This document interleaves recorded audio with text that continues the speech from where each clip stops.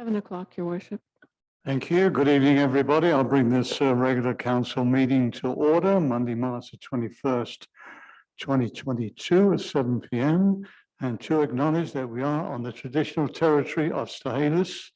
And the next order of business, please. Yes, Your Worship, we'll move on to number 2. Do you have any late items?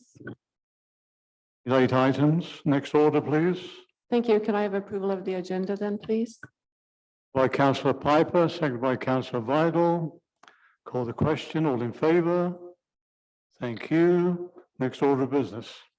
Yes, we'll move on to number 4, adoption of council minutes. We have the regular council meeting minutes of March 7th, 2022 here for adoption. We have a move by Councillor Palmer, seconded by Councillor Vidal. Any errors or omissions? Being none, I'll call the question. All in favour? Opposed? Anybody? No. Thank you. Motion passes. Next order of business. Thank you. We'll move on to number 5. Is there any business arising from the minutes? Business from councillors arising from the minutes?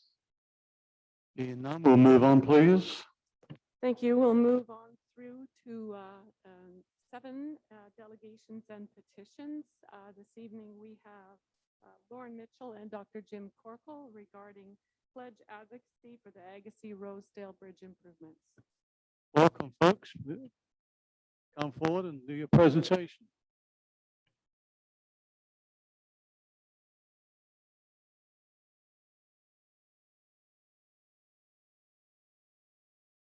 Can you hear me? It's working? Okay, thank you.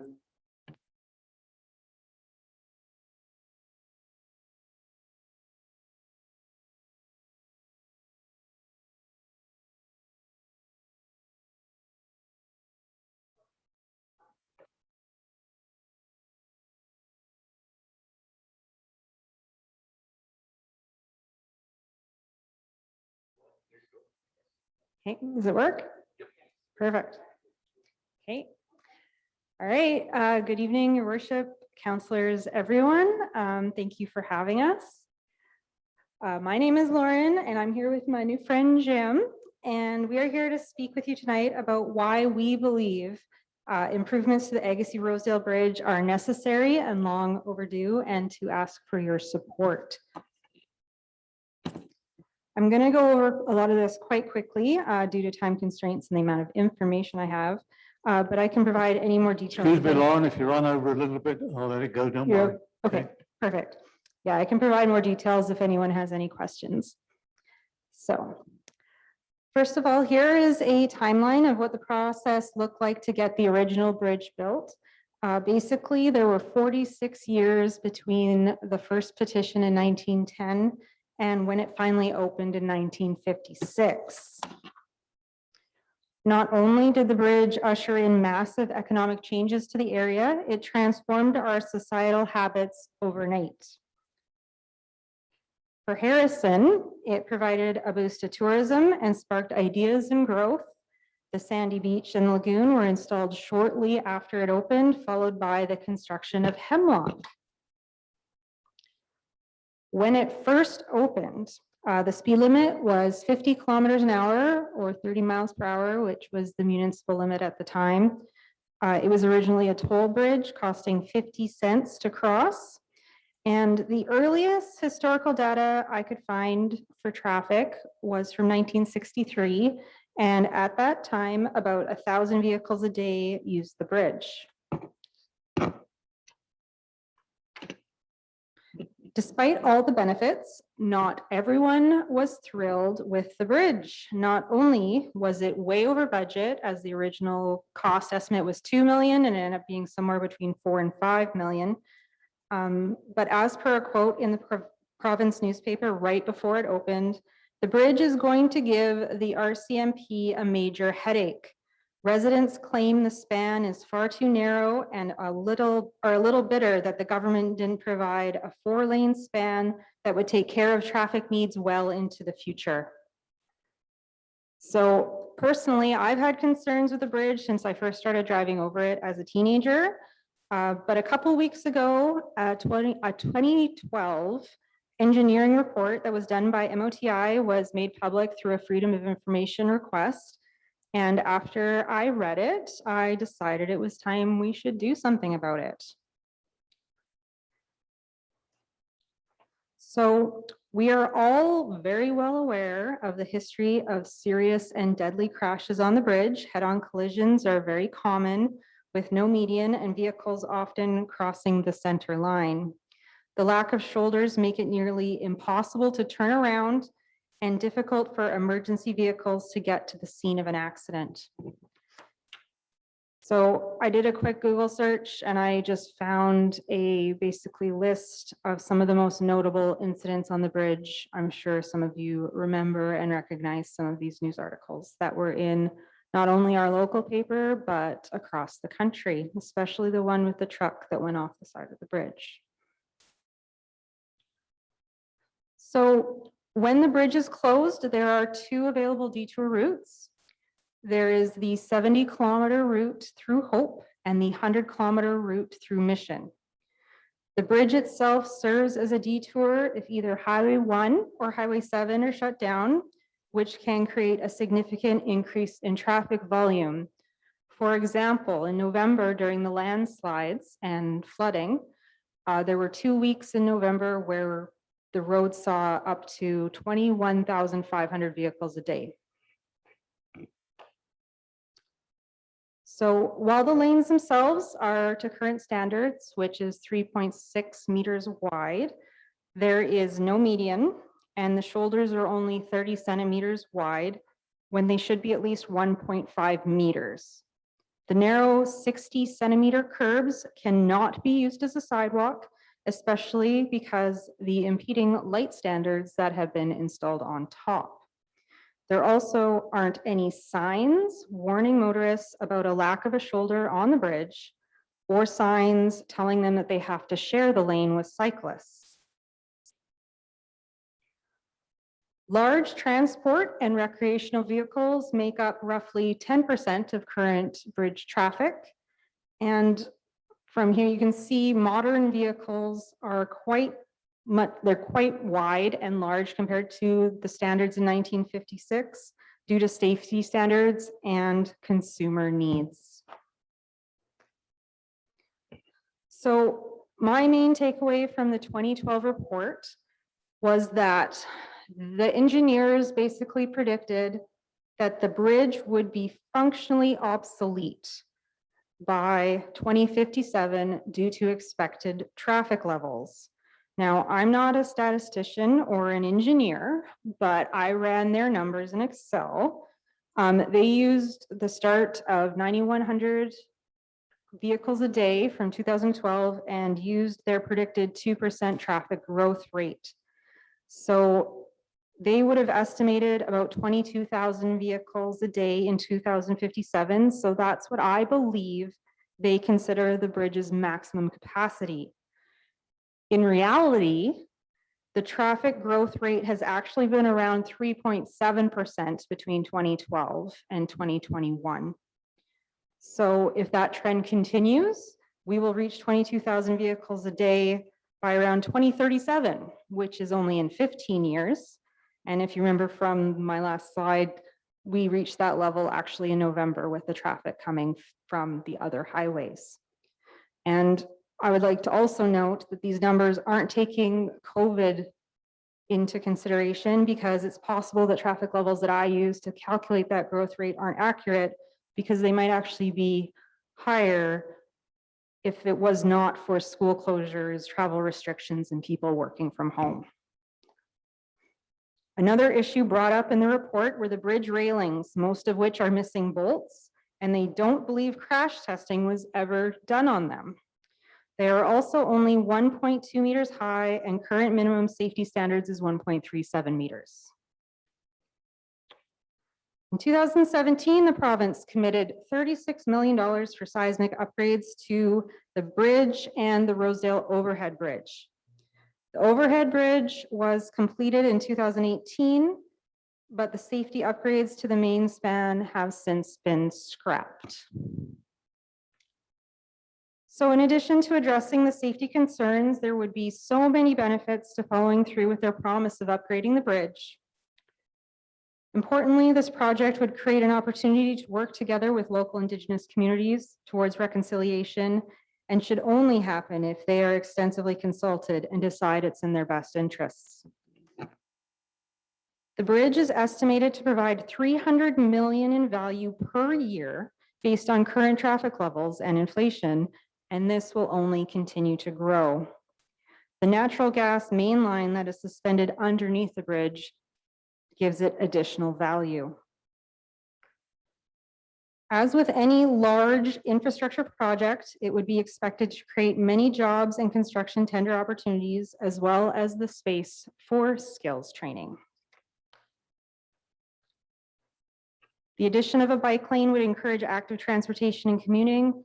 It also falls in line with a number of the province's green economy and healthy community initiatives. Now, we have so much to offer when it comes to ecotourism in the Fraser Valley, especially in the Harrison-Agassiz area. A bike lane and walkway would go hand in hand with local ventures such as the Circle Farm Tour and the proposed Cascade Skyline Gondola. I could see people staying the night at the Harrison Hotel, biking over to the gondola, going up the hill for the day, then coming back and stopping for some cheese and coffee on the way home. So just like any other big project, you're going to run into some people with concerns or excuses as to why it shouldn't be done. So there's a couple that we expect to face. The first is cost. So the report gave a ton of options for repair, renewal, and replacement with varying cost estimates. Their recommended option that I believe was part of the 2017 plan would have given it a 10-year lifespan extension to 2067, address most of the current safety issues, and cost around $26 million at the time. However, again, the entire report had the caveat that it would still need to be upgraded to a 4-lane span because of traffic in the near future, which is probably where the current hesitancy to pay for upgrade comes from. The construction impacts on traffic would vary depending on the scope of the project. The report made recommendations on how to avoid traffic issues as much as possible, such as construction over multiple years in the shoulder seasons. A number of environmental studies and assessments would need to be completed to mitigate any impacts on wildlife and the environment. Now, public opinion is kind of where we come in. I started an online petition on March 10th, and it's currently sitting around 543 signatures, which is great, but I think we can get much more than that. We have had requests to create an offline petition as well, so that's in the works, and I started a Facebook group over the weekend to keep people updated. I also wanted to gather public feedback, so I created an online survey, which is where the numbers on the next few slides come from. When it comes to accidents and traffic, over half of the respondents have had or witnessed a crash on the bridge. About 60% have been stuck on traffic on the bridge or unable to travel, and 90% believe that the bridge will need additional lanes soon. When it comes to safety, the top 3 concerns were lack of a sidewalk, bike lane, and shoulder. That was echoed in their most desired improvements, followed by updated railings, additional lanes, and a center barrier. So only 15% of respondents have been brave enough to try and cross the bridge by bike or foot, but 65% said that they would walk or ride across the bridge if it was safe to do so. And almost all respondents would value the addition of a walkway and bike lane, even those who do not personally use it. Some of the comments indicated that motorists were not fans of sharing their lane, or that they were concerned for the safety of bicyclists they had to follow or pass. I'm going to let Jim kind of give a little bit of talk because he's the biker on this one. Thank you very much, Lauren. First, thank you, Your Worship and councillors and others for having us. I 100% concur with what Lauren had to say. From a bicyclist perspective, that bridge is dangerous. I think we all know that. I've biked it 3 times in the last 2 years since we've been here.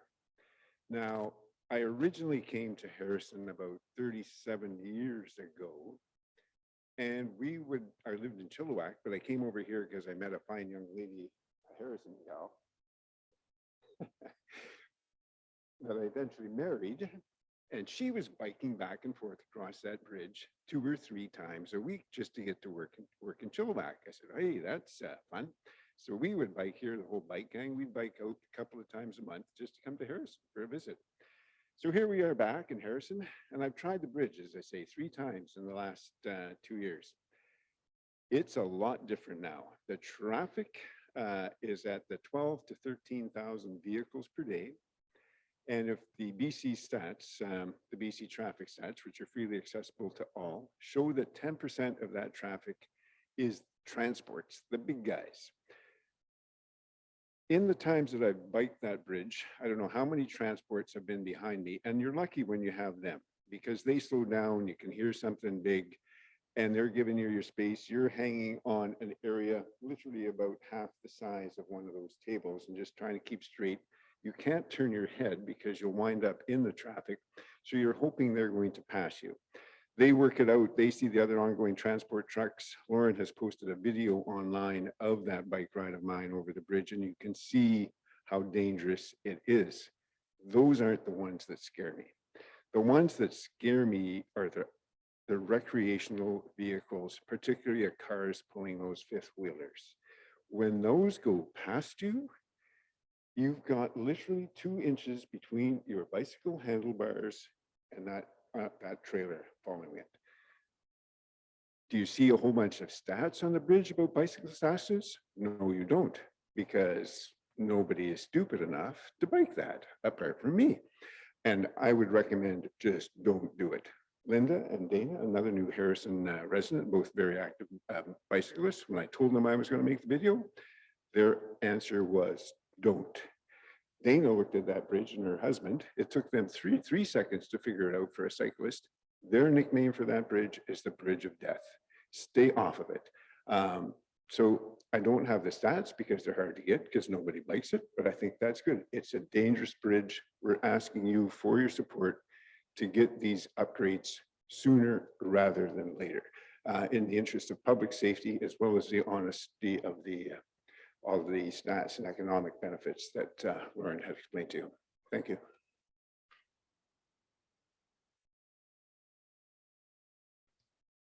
So yeah, just to summarize, it took 46 years of persistence to get the original bridge built.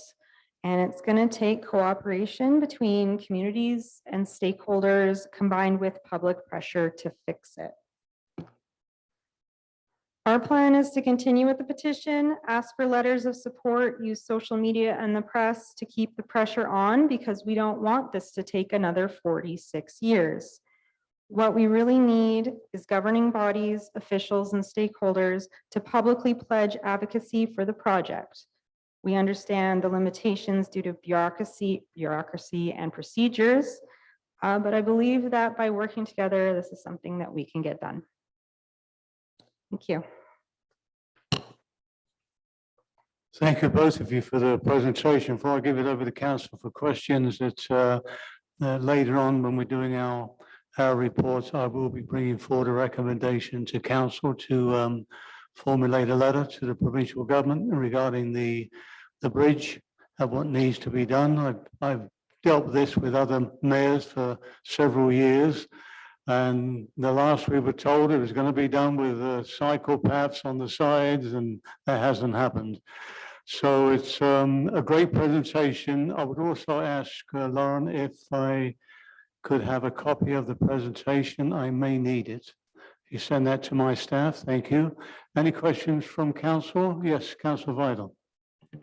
Thank you, Your Worship. Through you to Lauren. Thank you, Lauren, for very, very informative presentation. And may I also say it's good to see you again.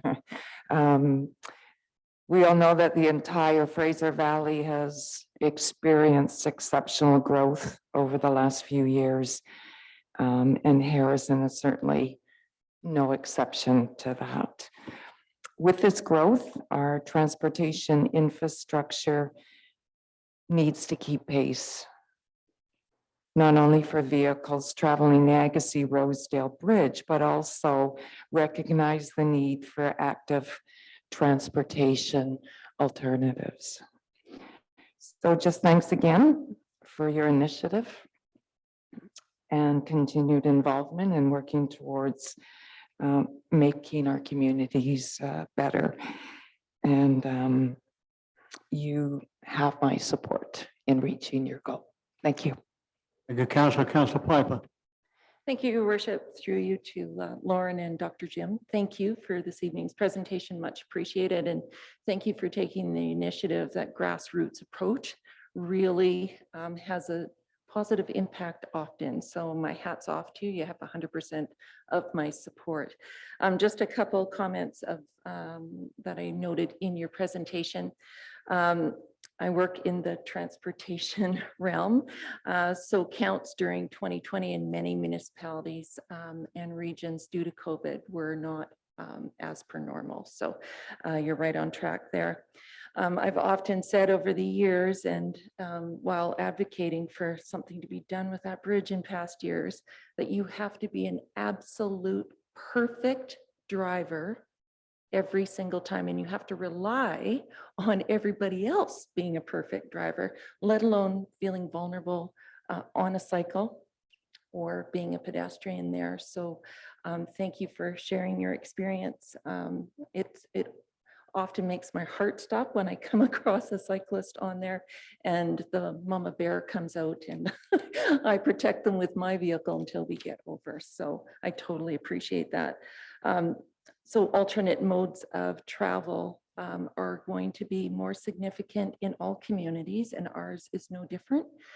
With the cost of absolutely everything going through the roof and no end in sight, people will be looking to different modes to get to and from. So thank you for showcasing the vulnerability on a cycle or as a pet. The illumination on that bridge as well needs a lot of work, and often you see the dismantling. And I assume, I'm only assuming, I shouldn't do that, but that theft of wire is involved there. So improvements to there. I'll let the mayor, and maybe he will suggest this, but I think a presentation at our Let's Mont community to community forum may be in order as well. That would be, we just had a meeting, so we usually do it every few months, but I'm sure the topic won't be null and void by then. So I invite you to please come and do a presentation to all of the communities that belong on there. And thank you again. Appreciate it.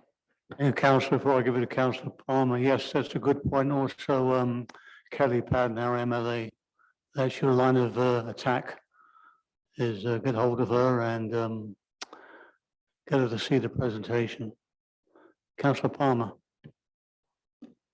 Well, yes, very good presentation, and how could anyone disagree with any part of it? So obviously it should be 4 lanes, and there should be much safer bicycle paths, etc. Of course, it's easy to be supportive because we don't have to pay for it. And so the challenge is we can all say we're supportive. I think part of the question that has to be asked is, what's the best approach?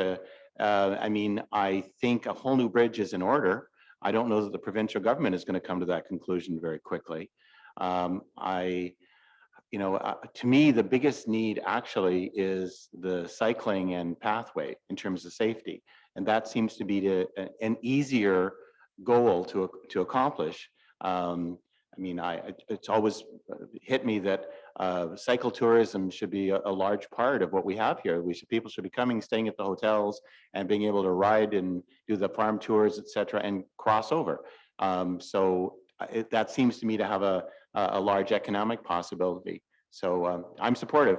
I'm just wondering, from a strategic point of view, whether it's good to ask for a whole new bridge with the hope that, you've got a small chance of getting one in the next 10 years, or focusing more on the pedestrian and cycling walkway in addition, as I had talked before, getting them back to the commitment that was made initially so that there's safety there.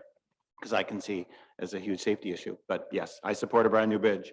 I'm just not sure how quickly the money is going to appear in the provincial budget for that. Anyway, so you have my support. Thank you. Thank you, Councillor. Any other comments from Councillor on this? Well, thank you again for the presentation, Lauren, Dr. Corkle. It's very enlightening and you have my full support and I'm sure Council support on this moving forward. You quite rightly said it's the flow of traffic, the size of traffic has changed tremendously over the years. And you're holding your life in your hands when you're crossing that bridge. And it's something's got to be done. So we'll work as best as we can together and maybe we'll accomplish something. We only hope for the best. Thank you again, both of you. And the next order of business, please. Yes, Your Worship, we'll move right on to number 10, reports of councillors, committees, committee of the whole and commissions.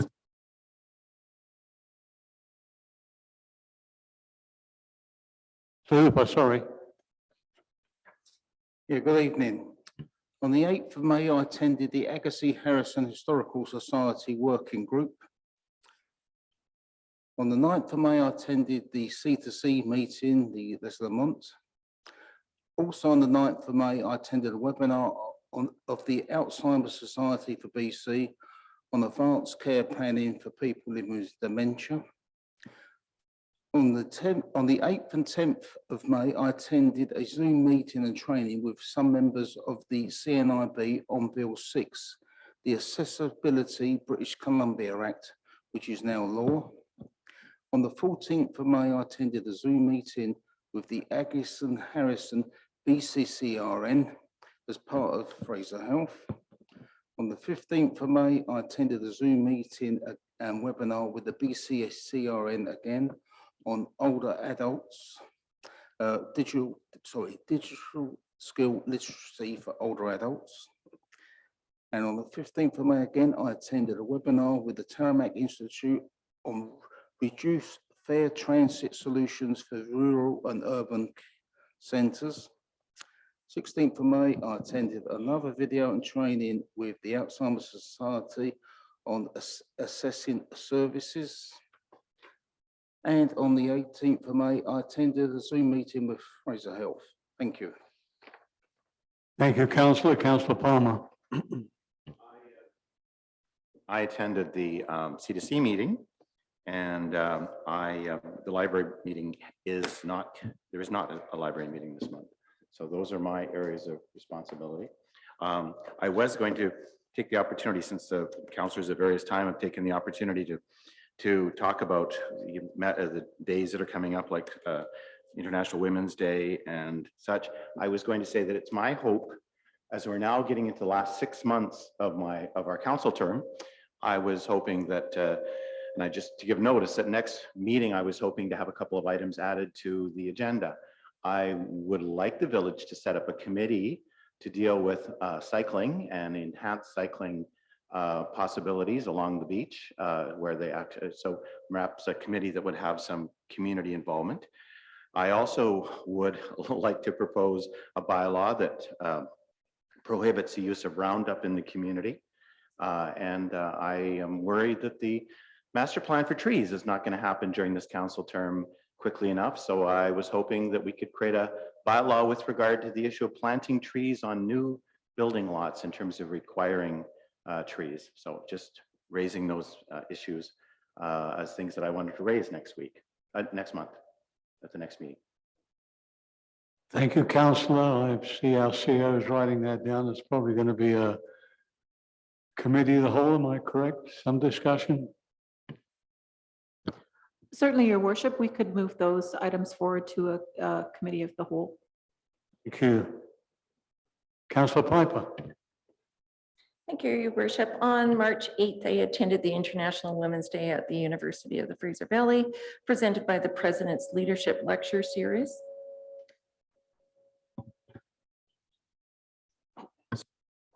Thank you. it was presented by the President's Leadership Lecture Series, and the focus was on biases and barriers faced by women and girls in education. On March 9th, I attended the Let's Mott Community to Community Forum. March 9th, I attended a webinar put on by the West Coast Climate Action Network on the Great Public Transit, Urban and Rural. And March 9th, attended the Women Leading Change Break the Bias panel discussion panel hosted by the Office of the Lieutenant Governor of British Columbia in partnership with the University of Victoria and Global BC. And on March 18th, I attended our Canada Day planning meeting, and I just want to say, I think everybody in that room at the Canada Day planning meeting is so thrilled to actually have a tangible event that's going to move forward July 1st. I know we're all pretty pumped about that, so there'll be more updates to come. Thank you, Your Worship. Thank you, Councillor. Councillor Vital. Thank you, Your Worship. On March 9th, I also attended our Let's Mott C2C forum. March 17th, I attended Agassiz Harrison Healthy Communities, and a couple of highlights from that meeting, Your Worship, is our COVID cases in Agassiz and Harrison have dropped considerably, in fact, throughout the whole Fraser Health region. But I do want to remind everybody that masking is still required at all health facilities. Spring break camps are available through Agassiz Harrison Community Services. And the BC Association of Community Response Network is hosting a webinar on March 23rd, which will focus on seniors and scams. And more information and registration is available on their website. District of Kent is still actively recruiting for certified lifeguards for the Fernie Coombe pool season this year. One other note of importance, I think, Your Worship, is Agassiz Harrison Community Services is providing additional food hampers to seniors in a way of counteracting and due to the skyrocketing food costs. Also on March 17th, I attended Lower Mainland Local Government Association Executive Board meeting. Our annual conference will be held in person in Whistler, May 4th to 6th, with a conference theme of resilient communities, stronger regions. And one other comment, Your Worship, I just wanted to briefly extend my congratulations to our Stahelis friends and neighbors on their successful negotiations with the province of BC and entering into a reconciliation agreement, which will see the transfer of approximately 167 hectare parcel of Crown land. This will provide a substantial amount of money over 5 years to support self-governance, restorative justice, economic initiatives, and natural resources decision-making. Thank you, Your Worship. Thank you, Councillor. Next order of business, please. Yes, Your Worship, we'll move on to number 11, reports from the mayor. Thank you. First, I'm going to ask council that a letter from the mayor and council go to the Highways Minister, Rob Fleming, our Minister, Nathan Cullen, Minister for Municipalities, our MLA, Kelly Padden, regarding the concerns of the public regarding the state of the Rosedale Bridge and looking to a replacement or looking at ways that this bridge can be made safer for the traveling public. This has come about due to concerns from the public in regards to walking and cycling. We are a walking and cycling community, and traffic in this day and age is so complex that it's become a real serious problem for all our residents and of course our visitors, the thousands that come to this area every year to visit us, that we don't want that to be a hindrance in the future years, so they won't come here because of the traveling over that bridge. So I'm asking for council, I'm making the recommendation. I'd like a seconder. Seconded by Councillor Piper. Is there any questions from council on this? Councillor Vidal. Thank you, Your Worship. Just a question, whether it would also be beneficial to perhaps CC that letter to our MP Brad Viss, just so he's aware of our concerns also. Yeah, I think if it's going to go to Brad Viss, we'll have to go to Mark Stroll as well. He's the MP for Chilliwack. Don't forget we're split into two boundaries here. So it's that would be that could go to those two ministers as well. All the support we can get from higher levels of government will hopefully help us. So any other questions from the council before I call it? All in favor of the letter? Opposed, anybody? No, motion passes. Thank you. And going back to our minister, I received a letter of thank you from Nathan Cullen, our minister, regarding the village mayor and council, sending him congratulations on his new appointment as Minister of Municipal Affairs. I had a meeting with our MP, Brad Viss, on the March the 9th regarding areas of concern. And of course, we discussed support for our latest source of funding. One being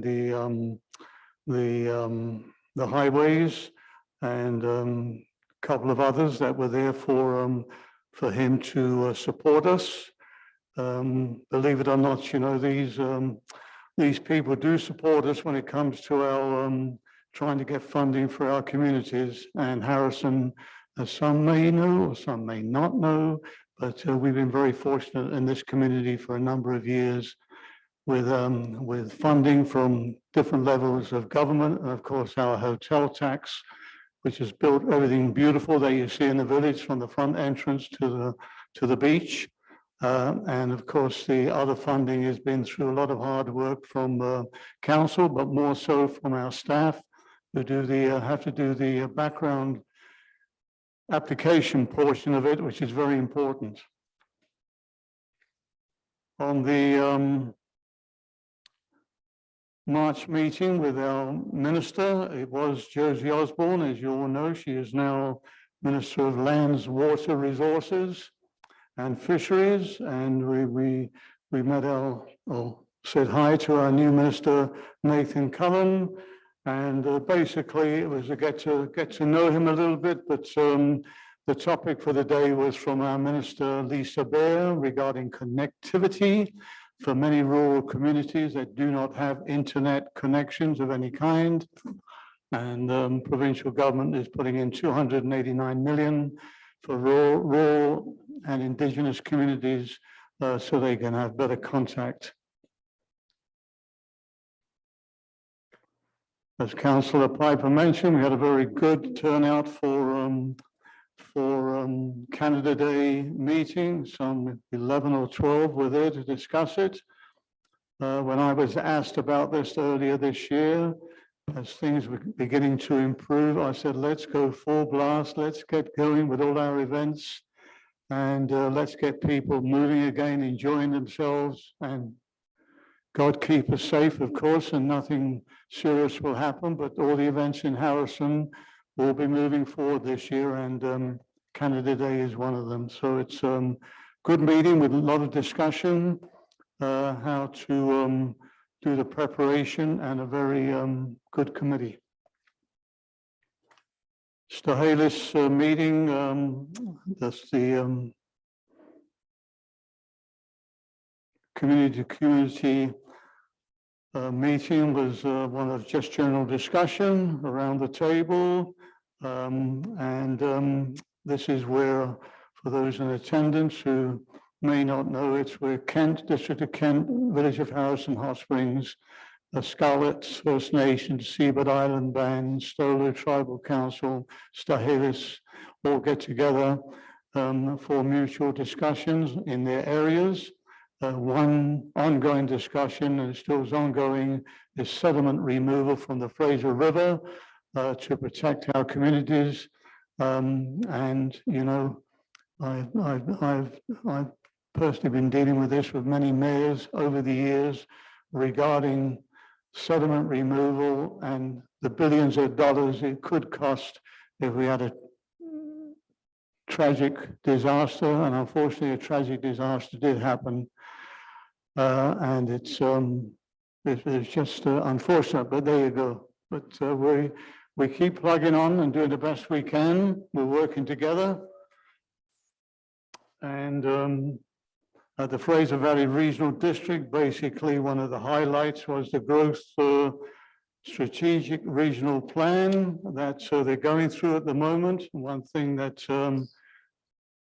I did point out was that it's the future plan for 2050 regional growth strategy. And I did mention that the previous regional growth strategy, I used some of the overall ideas as the mayor to bring to council for the improvements to our community as we grow. It's the regional district is over 300,000 people that are dealing with here.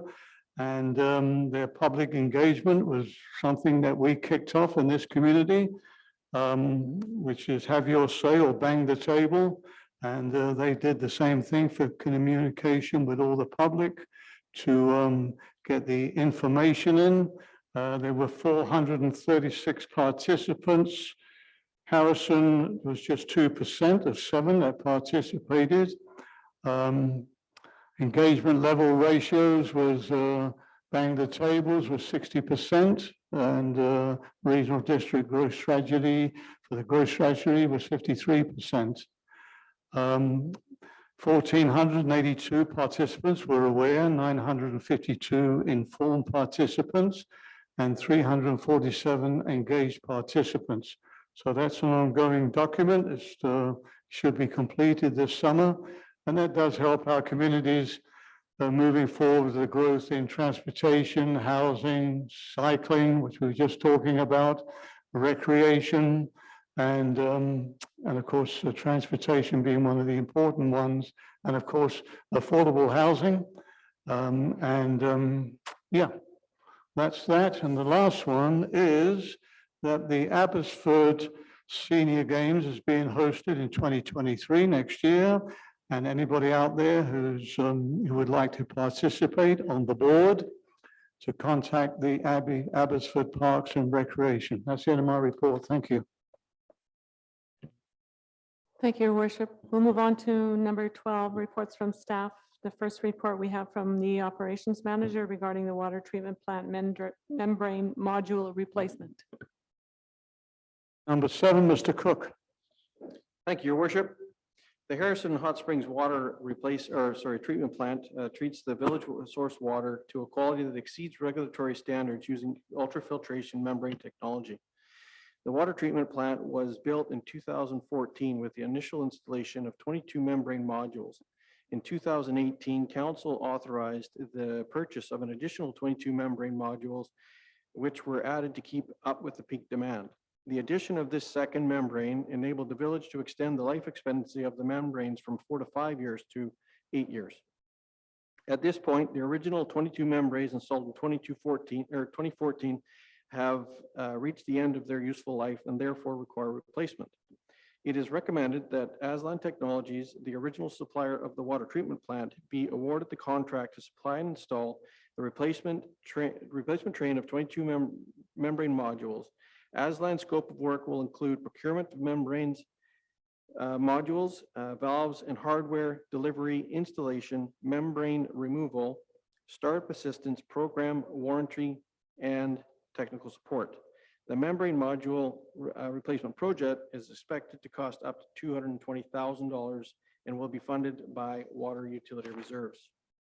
The recommendation in front of council this evening is that Aslan Technologies be retained to undertake the purchase, installation, and related works for the water treatment plant membrane module replacement for up to $220,000 to be funded from water utility reserves. Thank you, sir. And we have a recommendation moved by Councillor Piper, seconded by Councillor Vidal. Discussion. Councillor Hooper. Yes, thank you. Yeah, I was reading the original report back in March 2018, where it said it'd be working at capacity once Aspen Lane, Schooner Place developments were completed. Now, we've got 2 membrane trains in there. Is there room for a third one, or do we have to have major works done to carry out? Because with the amount of development that's going on at the moment, these trains, we'll be replacing these trains every 2 or 3 years. So is there enough room within our water treatment plant to add an extra train of 22 membranes? Cook. I believe that there's only room for the 2 existing. It would require an expansion. But it is expandable, yes. Right, so can we look at actually adding extra trains to this? Otherwise, we're going to be replacing these every 4 to 5 years at 220 odd thousand. Also, there was a booster pump put in. Would we need another booster pump? Would be it. If we put in any extra trains, would we need an extra booster pump? Mr. Cook. Not to my knowledge. Thank you. The councillor, any other councillors have comments? Councillor Palmer. Just actually a simple question. So we're using the same company to supply. I take it that no one else supplies this, so this is not a case where we go out for bids because there's only the one company that is in a position to provide the materials and install them. Mr. Cook. Thank you, Your Worship. There are other companies that can purchase these membranes. However, they do have knowledge because they're the original constructor. And also they have the familiarity will limit their amount of downtime as well. Did we seek any other bids on this? No, we did not. Thank you. I think part of that was they were the original contractors, am I correct? And they knew the workings. That is correct. And they were also responsible for programming the plant as well. Okay. Any other question? Councillor Vidal. Thank you, Your Worship. Through you to Mr. Cook. Can we then assume that the request for the 22 new membranes would have the same life expectancy? And I believe that is like 6, 8, 10 years. Is that correct? The Cook. That is correct. Thank you, Your Worship. And just, you may not know the answer to this one, Mr. Cook, but I'll ask it anyways. I know that your report indicates that Asian Technologies would also be responsible for removing the older membranes. Do you know what they do with them? Are they disposed of in a safe manner, or do you have any idea? The Cook. Thank you, Your Worship. I don't know exactly what they do with the old technology, but I would imagine that they would break down and recycle what they can. All right, thank you. Nothing further, Your Worship. Thank you, Councillor Hooper. Yes, coming back to this, I mean, we purchased the other trains because they were working at capacity. So we got 2 sets of trains in at the moment for it. Now, with the development we got ongoing at the moment and the proposed development in the future, these trains aren't going to be substantially enough to supply the water, are they? I mean, we're talking a possibility of nearly 200 small condo units. So I'd like to put a motion on the table that staff look at actually adding extra trains to this, to the wastewater, to the water treatment plant, and project what the impact will be once the village is full on the water flow from these. Your worship. Chair, you have a comment? Certainly, if council's interested in entertaining an update to the water master plan, that is something that could be looked at from staff, but there is a motion on the table currently, which would require voting before the additional motion went forward on the table. So my understanding is when the plant was built, it can be expanded at some point if we have an increase in residential growth. So I think that was part of the original plan when it was open, that we could expand. That is correct. Thank you. Okay, so on the main motion, any further questions on the main motion? Okay, I'll call the question on the main motion. All in favor of the main motion? Motion passes. Councillor Hooper, you wish to make a motion? Yes, that staff prepare a report on expanding the amount of trains within the water treatment station with a cost on the projected increase in units within the village. I mean, at the moment, with what's on the plans at that, we're probably talking 200. There's plenty of other areas that can go on. So I'd like to see the staff look at 400 units. And that. Thank you, Councillor. Ms. McDonald? Your worship, yes, I think we understand the intent of the motion. And typically these studies are undertaken by a qualified professional and engineer, and they would base the study on the build out capacity based on zoning, et cetera. So even developments that are not yet on the table, they would look at the density that's allowed under current zoning. So I think that would capture your intention. Are you fine with that, Councillor? Is there a seconder? Seconded by Councillor Palmer. Discussion. So Palmer.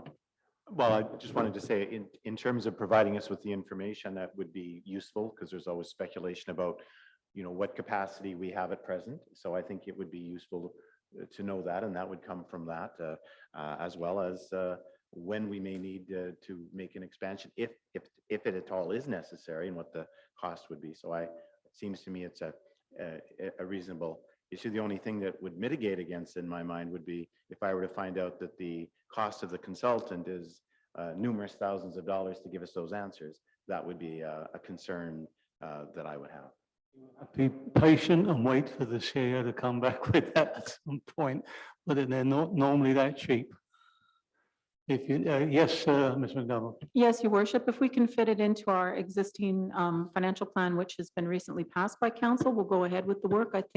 I expect it will be quite a simple matter to just confirm that the plant has been spec'd to build out capacity. But if it does turn out to be something that would be extraordinary and extraneous to the budget, we'd have to come back to council for approval for the costs. Thank you. Any further discussion? We've had a move and a second. I'll call the question. All in favor?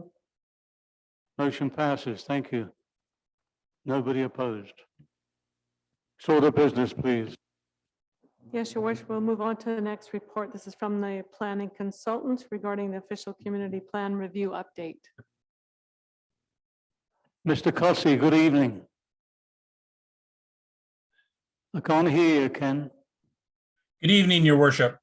It's still raining there? Yes, unfortunately. Did you guys want it? I'll trade you. Alrighty, Your Worship. This evening, we're going to talk about the official community plan review update. And the issue that we're going to be discussing is just updating council on the work completed to date on the official community plan review project and to present the survey results. As we're all aware, the official community plan is a comprehensive policy document designed to guide the physical, environmental, economic, social, and cultural development of the village. As with all OCP projects, community input is very important. So in order to achieve that, we developed the model as outlined on the bottom of the page, page 9, and this model engages the community. And earlier, as part of the Communications Plan, Council approved a 7-item process. The first one was the putting up onto the village's website. What is an official community plan? What's it all about? And that is up on the website and is live. The second item that we were talking about or got approval for was in-person pop-up events. And we're currently working on locations and the format for these events. And we're even thinking about trying to Zoom from these events as well. So we're going to be looking at doing some testing from a site where it's predominantly the citizens of Harrison Hot Springs, as opposed to trying to get a site that just caters to the tourists. We will be looking, as I said, more realistically at getting a site where we can get the community input. The other issue that we were looking at is doing some displays, and we're still working out the details on that. The fourth one is an online survey, and the first survey has been completed, and the second one is being set up. And we're aiming at an April start date for the second survey. And then followed with all of this will be a World Cafe where we can sit down and have a discussion on some of the topics as the COVID restrictions are starting to be lifted. In addition to this, we also had stakeholders and other government agencies where we had letters sent out, and we also sent out the copy of the background report.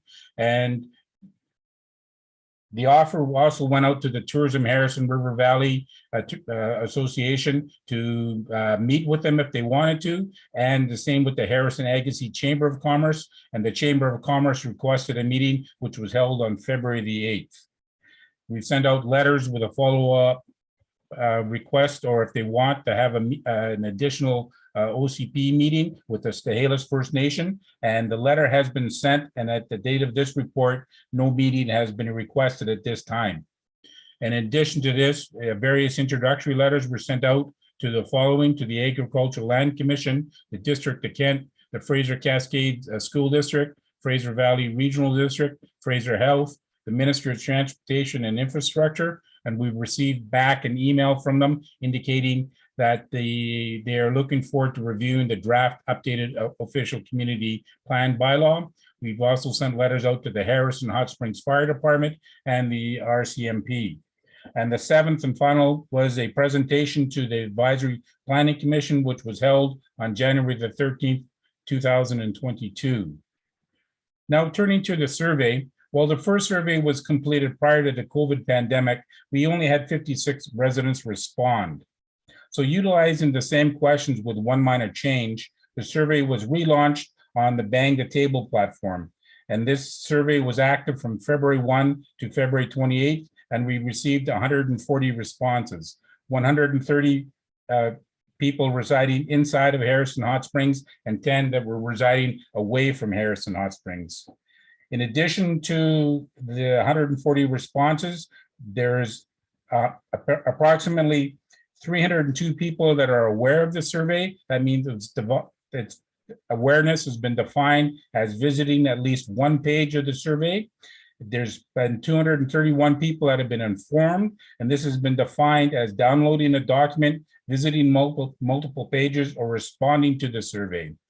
And overall, there was 142 people. I'm sorry, we had 218 people that were engaged through the process and 140 people that responded to the survey.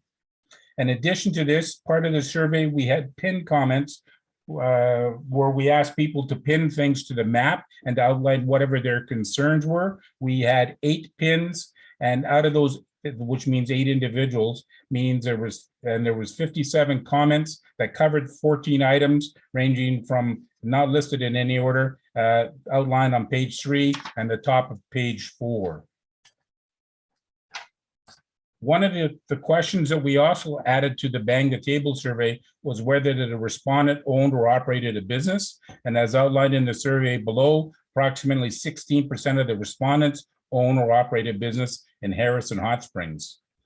In addition to generating a general profile of the residents, the survey was asked which current OCP goal is still relevant to you today. And then we had a choice of the 10 current goals that were in there.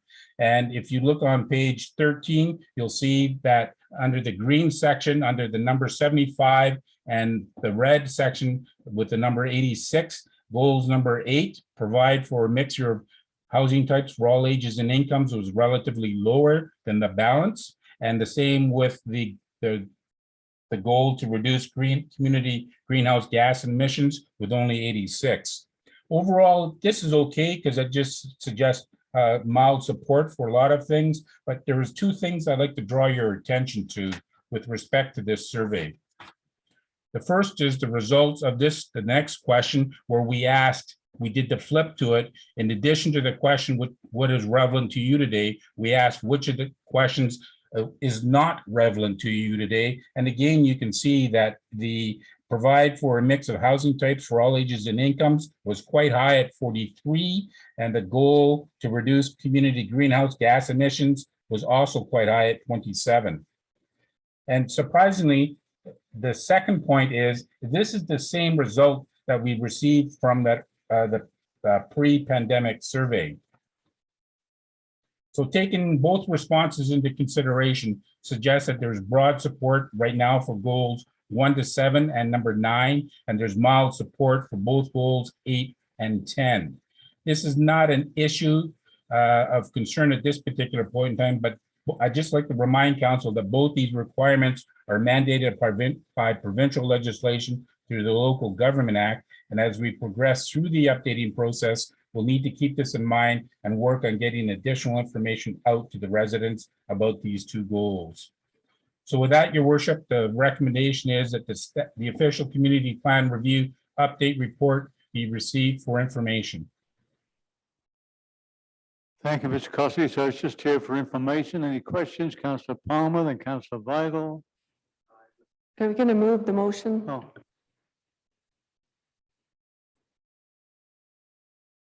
Palmer, second by Councillor Vital. Discussion. Councillor Piper. Just comment, your worship, through you to Mr. Cossey. Appreciate the work that went into the update, and it looks like we're moving along quite nicely. So thank you for your work. Good, Councillor Hooper. Yes, thank you. I don't hold a lot of faith in the online surveys and the rest of it. And I'm glad to see that we'll be doing in-person pop-up events where we can actually sit around the table with residents, us, the council, the staff, and actually discuss and argue and format what would be a proper OCP plan. Thank you. Thank you, Councillor. Any further discussion? No on this? Okay. Call the question. All in favour? Opposed, anybody? No. Motion passes. Next order of business. Thank you, Mr. Cossey. Bye, Ken. Yes, bye. Good night. Take care.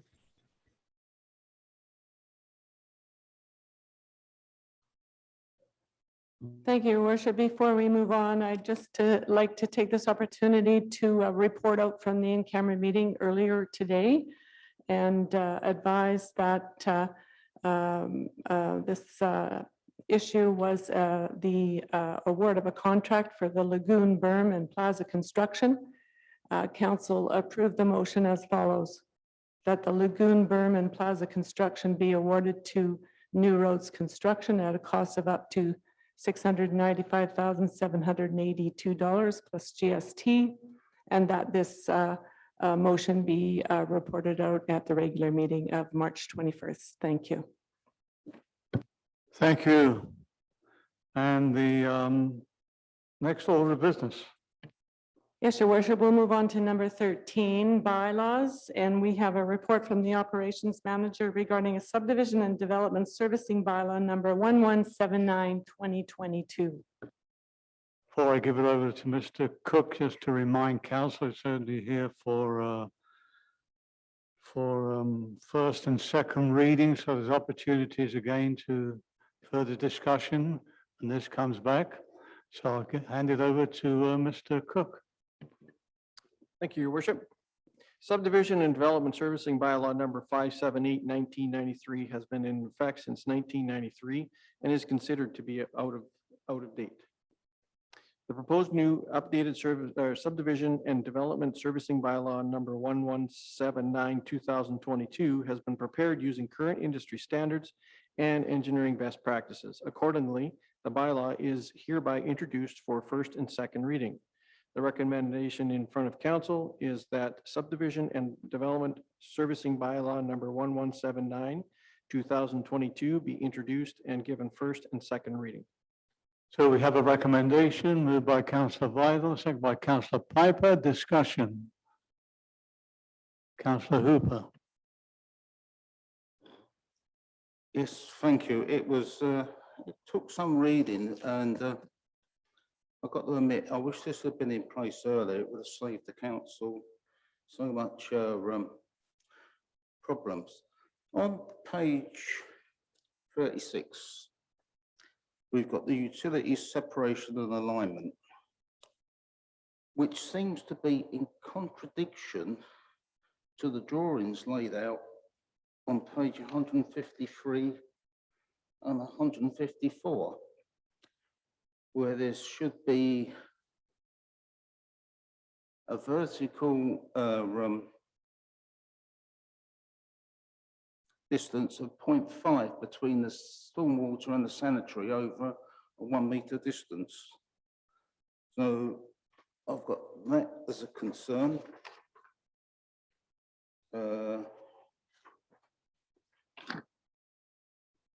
On page 37, it's the seismic and geohazard standards.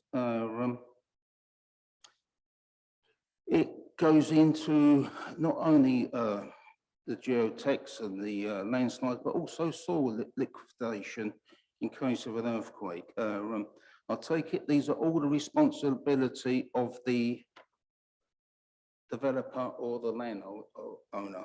Thank you.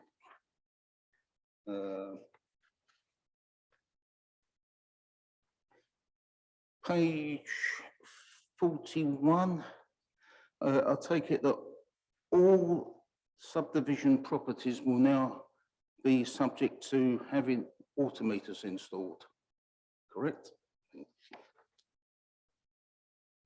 And they will be, well, it says it's got here the midday flows and the peak flows, which are quite substantial for a house, which I thought was the 1152 litres on the midday, and on the peak 1728, and bearing in mind the capacity of our water supplies. There we go. I see that the minimum depth cover, although only slightly, has been reduced. The councillor, which page are you on? Oh, sorry, page 46. I say this did take some reading and getting to, but the minimum water main, the coverage over the water main must not be less than 1 metre. At the moment, it is slightly more than, the coverage should be slightly more than 1 metre. So that has been reduced, which with climate change and that, you know, I'd have liked to see it kept at least the old standard. Then we go on to Page 60. It's regarding the lift stations. If they have to provide a lift station, will they be maintaining the lift stations themselves, or will the lift stations be maintained by us?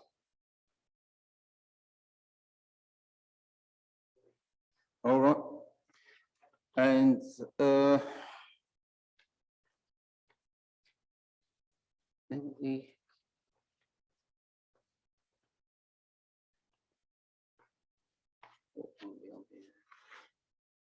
then one which would be actually for the handy for the OCP. Any noise. Excuse me, page. Oh, sorry, page 67. Any noise control, any noise levels that facilitate must not exceed 65 decibels at the property line or 20 meters anyway, whichever is closer.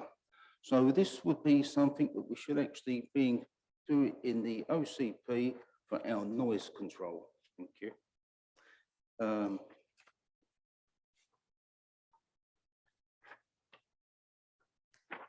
Page 71. It says here, like, to identify and quantify the amount of upstream drainage into the proposed development lands at all points. Bearing in mind with the work going on in Hot Springs Road and us wanting to install stormwater drainage, that's going to be rather difficult to actually work out as it is at the moment. But that's something we need to be looking at.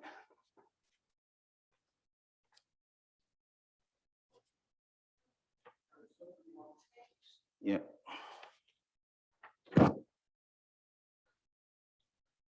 Right, page 78. The ownership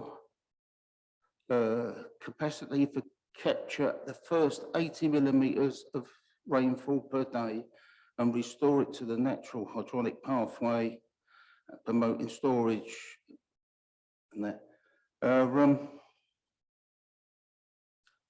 So if someone could explain how they're going to store 30 millimeters of rain in a day, or if it's just going to go into the ground and just dissipate from there.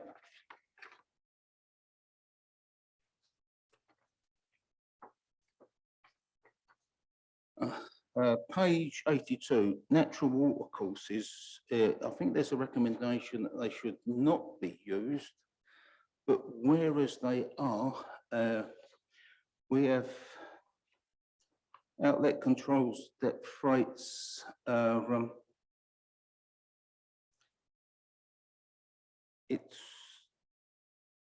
the quality of water going into them. Water treatment is required, quality water treatment required up to all flows up to 50% of a 2-year or 1-hour duration of a post-development flow, which must be routed through some form of water supply treatment facility, utilising the best management practices to remove suspended solids, floatables, all these to stop going into the natural water sources.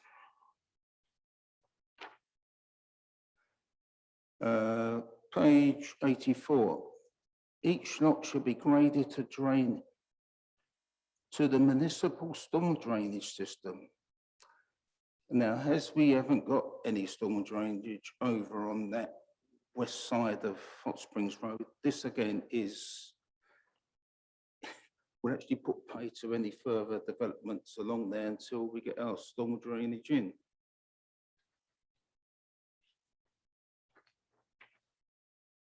Page 87, ditches.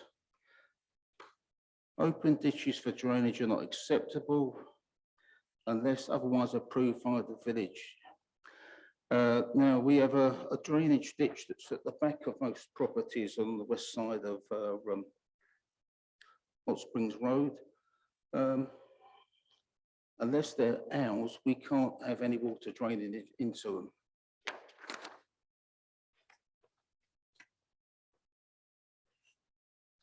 Apologies for taking so long, but I'll say this took about 11 hours of reading. Page 96, flood management. The major system should be designed to protect the public and prevent sufficient property damage due to flooding caused by a rainfall event and return period of up to 1 in 100 years. The runoff of a 100 years rainfall event is referred to as a major flow. A major flow system shall have the capacity to carry post-development flows not carried by the minor system or retained. Nearly there, don't we? Erosion and settlement control. All projects must provide erosion and settlement control to prevent displacement of soil and the transport of sediment from the project site, resulting in land disturbance activities. To prevent displacement of soil and the sediment transport during long distance, erosion and sediment control and ESC measures are required. Now that will be done by the owner or the developer's qualified engineers.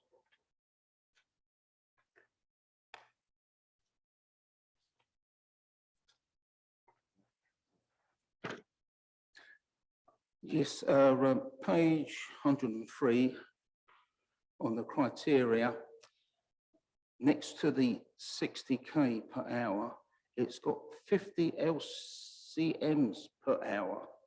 I take it that's a typo, and that should read 50 kilometers an hour. Yeah, can you point to the page and which, if there's an under a bullet? Yeah, it's page 113, and it's the second column along. It says 50 LCMs stroke an hour. I think that's a typo, and that should be corrected to 50k. That is correct, sir. Thank you.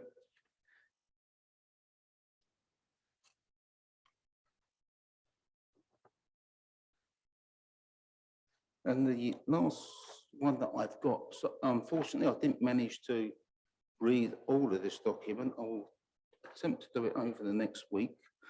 New pavement designs. The page, please. Page is 118.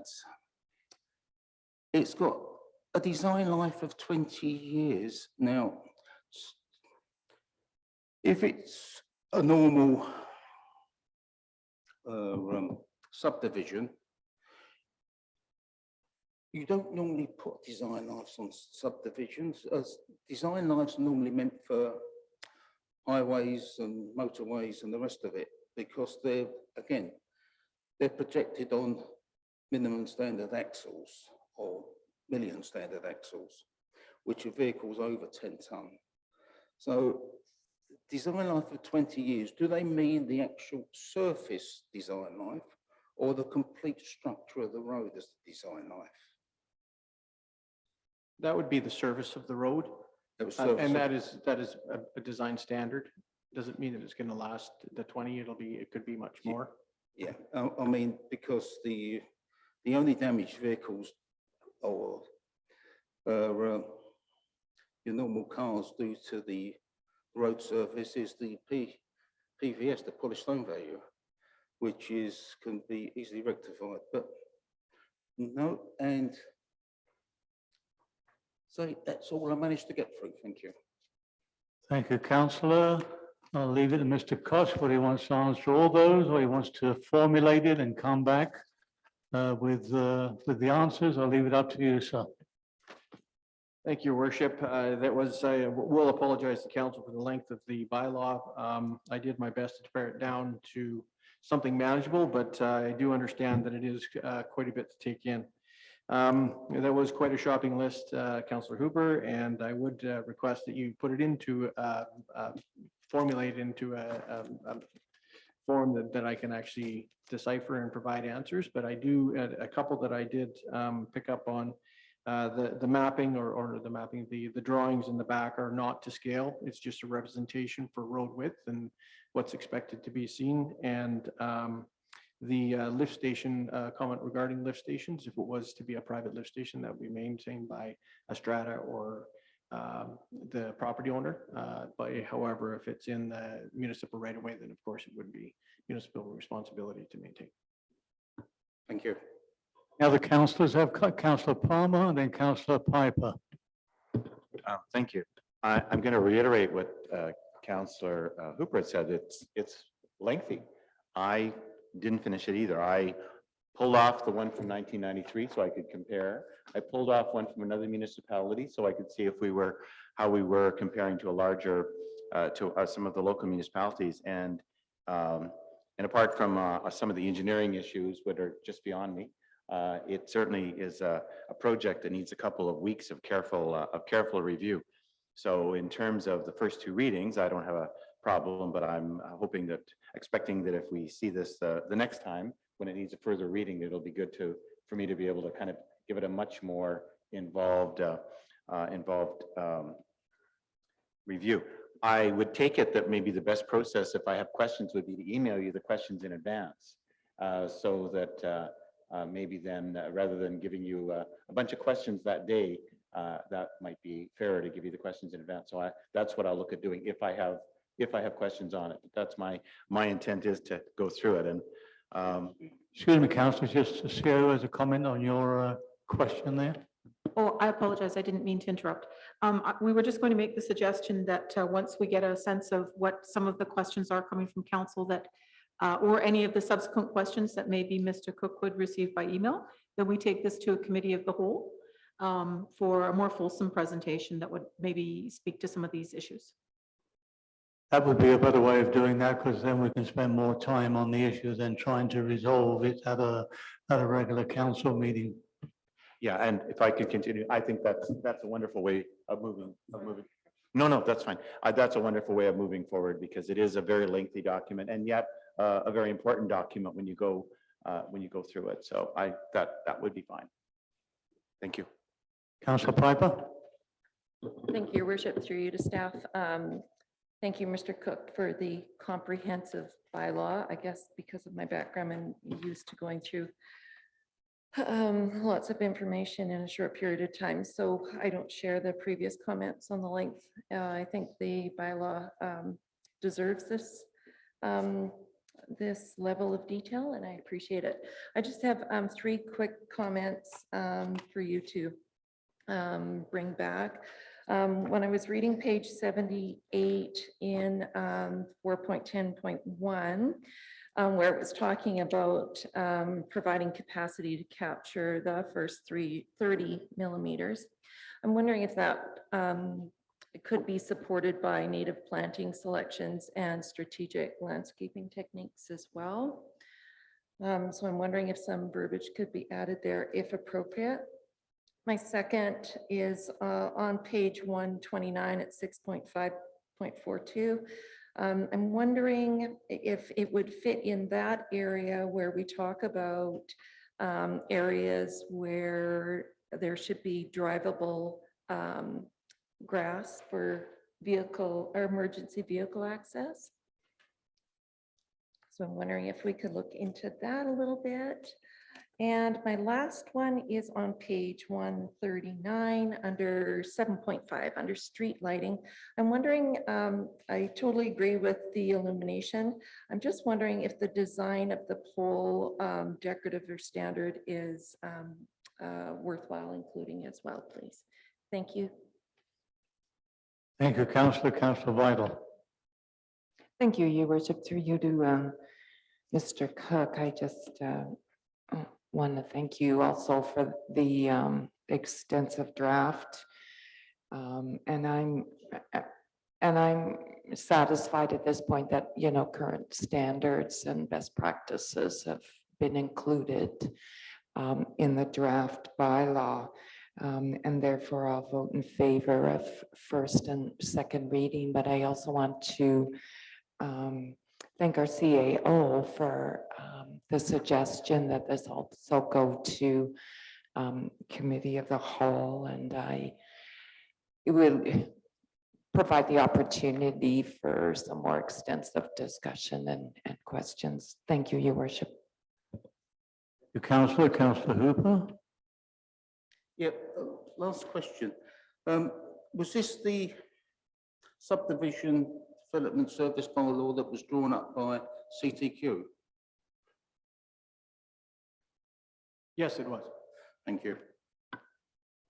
Any further discussion on it, Councillor Palmer? Nope, your light's on, okay. Yeah, first of all, I'd like to thank the staff with Mr. Cook coming on board. The last few years, he comes with the background experience of preparing subdivision development services bylaw. So we're very fortunate that we have that person in place instead of contracting it out at a cost to the budget. So we're very fortunate there. Thank you, sir, for the report. It's very comprehensive. At the committee of the whole, and wherever we have that, we'll get more into detail if council so wishes. From what I read through it, it seems to cover it very thoroughly. Again, it's only here for first and second reading, and there's some way to go. Yes, ma'am. Your worship, due to the number of concerns that council has with respect to the bylaw, may I make a suggestion that council move to refer it to a CAL rather than give it readings this evening? Advice from our corporate officer is that we send this to the CAL for further discussion instead of having first and second reading tonight. Is that correct? Your worship, You you can vote on the matter and we'll defeat You it and just then we'll want, make a motion. do you want the first reading or not? Your worship, I think just vote on the matter, defeat it, and move to have it referred. Okay, so we'll vote on the recommendation first. Those in favor? It's defeated. So we now make a vote that it goes to the committee of the whole for more further discussion and get more into the nitty-gritty bits of it. That's moved by Councillor Palmer, seconded by Councillor Vidal. Any discussion on that? Call the question. All in favor? Motion passes. Thank you. Next order of business. Oh, before the next order of business, I did leave out, well, I'll put it under new business. I did leave out from my report that due to scheduling at the Memorial Hall during the summer months of August, July, August, September, that for August for sure, that the council meetings will be going back to the village office, the old council chambers temporarily. Unfortunately, the Zoom setup is all in the hall here, it can't be moved. So there'll be no Zoom. So those members of the public are interested at that time. There's only one meeting in July, one meeting in August, and one meeting in September. So whether it'll go to September, we're not sure. Everything will be dependent on the user of the hall. That's what's going to happen. And hopefully it won't be too much of inconvenience to the general public, but it'll go back to the old ways for a little while of attending the meetings if you want to keep up what's going on in the community. Just thought I'd mention that. So there's no surprises. This will be put on our bulletin boards in due course with the explanation. Thank you. Our next order of business. Yes, your worship, we'll move on to number 14. Any new business? No new business. Thank you. We'll move on to questions from the public pertaining to agenda items only. Your worship, do you want to address the participants attending via Zoom first? Yes, please. Is anybody on Zoom this evening that would like to ask a question? Now's your opportunity. Thank you. Any of our Zoom participants, if you have a question, please use the raise your hand feature and we will call on you. Doesn't look like there's any questions, your worship. Thank you. Anybody from the audience who wishes to answer a question? And this is a question, please, pertaining to the agenda. Do you understand that, Mr. Allen? A question, please. Mr. Allen, did you understand what I said? A question, please. Otherwise, the meeting will be adjourned. Can I speak, please? I'm just informing you. Question, please. Thank you. I know the rules, Mr. Mayor, Thank you. and I know the practice, and I will follow both. Thank you. I'd like to know more about this $695,000 expenditure on a lagoon berm. What is that? Where's it going? And what's it supposed to do? And what's the benefit to us in Harrison? This before I hand it over to our manager of community services, this was a very well attended open public meeting, open house that we had here. Some 60, 70 people turned up, and all the drawings of the future work on the beach was presented to the people at the time, and there were surveys out for people to answer as well. Now we'll hand it over to Michelle to explain that to you. Thank you, Your Worship. This project is part of the Lagoon Master Plan. This portion is the berm that will help protect our infrastructure from flooding during the freshet, and also create a plaza for gathering and placemaking on the north side of the beach washrooms.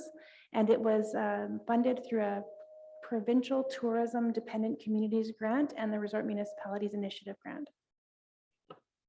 Okay. Thank you. So you're building another dike around the outside of the beach toilets? Is that what you're doing? We're building a berm, sir. Well, is it a berm or a dike? Is it to hold back water? or It's a is- berm. Would you like to explain that again, Michelle? Thank you. It's a berm, and it's only the southeast portion of the lagoon that this will be constructed on. So if we get high water in Harrison Lake, will there be water inside the berm, on the south side of the berm, around the washrooms, or will there not be water around the washrooms? Be dependent on the type of flooding, sir. Depends on, sorry, what? Dependent on the type of flooding. Well, is it a waterproof dike? or is It's it not? nothing's waterproof. Okay. I would like to ask if council is aware that when we built those beach washrooms, we built them so that they could be flooded once in a while at high water. Excuse me, sir, that is incorrect. No, Hang on, sir. my design, Mr. Mayor. I know was this. on council with you when we built those washrooms. We built them so that there they was flood. nothing mentioned, and that's an incorrect statement, because all the electrical installation for the washrooms and for the beach are at the back of the washroom. Why would we allow it to be flooded? Also, the hot water tanks there as well. Because you have changed the electrical installation since we built it. We built it to keep it low and to allow it to flood. And all the electrics were up above dike height at that time. So I just really don't understand why you're doing this, because the whole idea of the washrooms being low was so as to not block the view of the lake. And we realized they would flood and we could hose them out after a flood, and that's what we did. That's incorrect again, but. It's not incorrect, Mr. Mayor. I was there. I Okay. designed the damn thing. Yeah, no, you did not design it. It was designed before you came on council. Then you true. came on council and you were involved with the discussions of the washrooms. That was a different term on No, council. no, never mind. Anyway, the council has passed the recommendation for the expenditure for that. So there's nothing more to be said at the moment. Thank you. Well, I have another question on procedure. Apparently, you did do something correct tonight. You voted to refer something to the committee of the whole, which was the subdivision servicing bylaw, and that's proper. But when Councillor Palmer raised a couple of suggestions, there was no such motion to refer that to committee of the whole. According to our procedural bylaw and Robert's Rules of Order, the committee of the whole can only deal with issues which have been properly sent to it by the council, and that requires a resolution. So why would one bylaw require resolution to go to committee of the whole. And yet Councillor Palmer's suggestions are going to go to the committee of the whole without first coming to the council table and being sent there for further discussion. Your worship, It's a double standard. Your worship, I could offer some clarification on that. I believe Councillor Palmer was putting council and staff on notice that he intended to bring these matters forward under new business at the next council meeting. And there was some discussion that at that time they may be referred to the committee of the whole. Is that correct, Councillor Palmer? Thank you. So he was delivering notice of motion. Okay, thank you. Questions from the public this evening? None being, motion to adjourn, moved by Councillor Palmer, second by Councillor Piper. All in favor? Thank you. Thank you, folks, for coming. Thank you, staff, council.